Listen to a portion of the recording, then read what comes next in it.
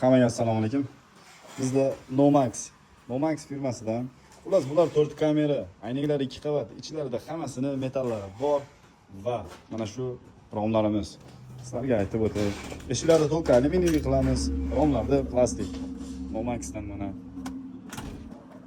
bu tarafda ham shu verandalar tayyor bo'lyapti. Nomax firmasidan. Agarda kimgadir shu Nomax bo'yicha ma'lumot kerak bo'lsa, informatsiya kerak bo'lsa, mana shu QR kod yoki shu telefonlarga qilsanglar, sizlarga hamma otvetni, hamma savollarga javob berishadi.